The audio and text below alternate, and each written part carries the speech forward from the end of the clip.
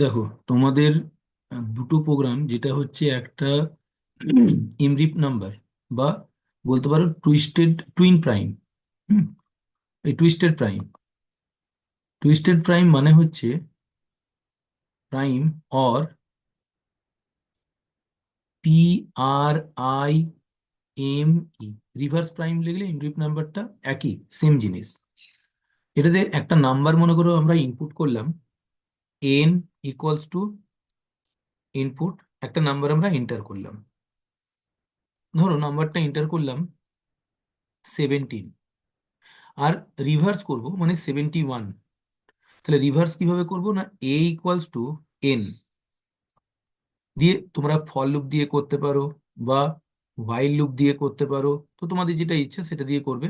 ধরুন আমি while loop দিয়ে বোঝাচ্ছি, while a greater than 0, reminder equals to a mod 10 দিয়ে রিভার্স।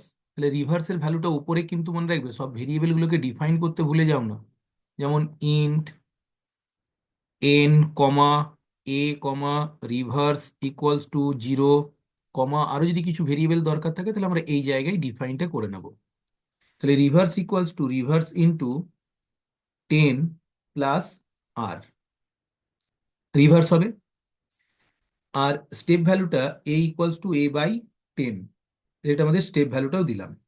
তাহলে এই পার্টটাতে মানে এই লুপটাতে তোমার কি হবে না, নাম্বারটা রিভার্স হয়ে যাবে। মনে রাখবে এইটা শুধুমাত্র করেছি আমরা লুপটাকে রিভার্স করার জন্য।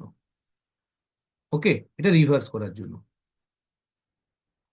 এরপর রিভার্স হয়ে যাওয়ার পর তুমি দুটো নাম্বার পেয়ে গেলে, একটা অরিজিনাল নাম্বার, একটা রিভার্স নাম্বার।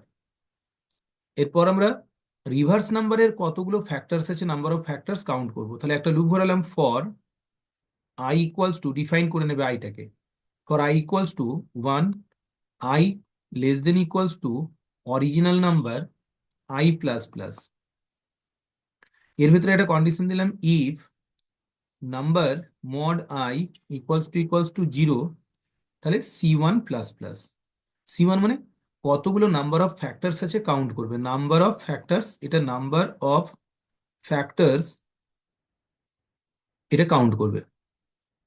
সেম ভাবে তুমি রিভার্সেরও নাম্বার অফ ফ্যাক্টরস কাউন্ট করে নাও, for j equals to 1, j less than equals to n, আর প্লাস জে প্লাস প্লাস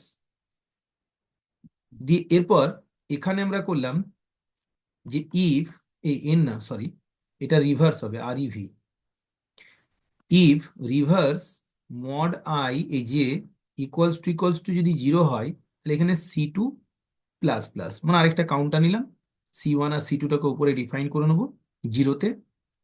দিয়ে এবারে কন্ডিশনটা দিচ্ছি যে ইফ যদি C1 equals to 2 and C2 যদি ইকুয়ালস টু 2 হয়, তাহলে আমরা নিচে প্রিন্ট করে দেবো system dot out dot print LN,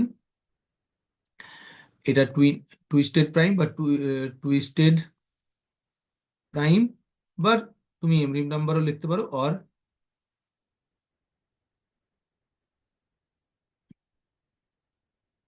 RPPRIME prime reverse, এটা করলাম।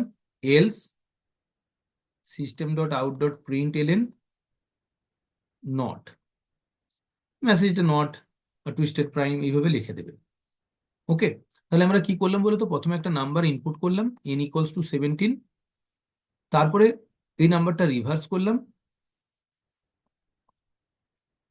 দিয়ে যে দুটো নাম্বার, এটার নাম্বার অফ ফ্যাক্টরস কাউন্ট করলাম, এটারও নাম্বার অফ ফ্যাক্টরস কাউন্ট করলাম, আর দুটোরই ফ্যাক্টরস যদি 2 হয়, হ্যাঁ, নাম্বার অফ ফ্যাক্টরস যদি 2 হয়, তাহলে আমরা বলে দেবো তোমার টুইস্টেড প্রাইম, এলস নট।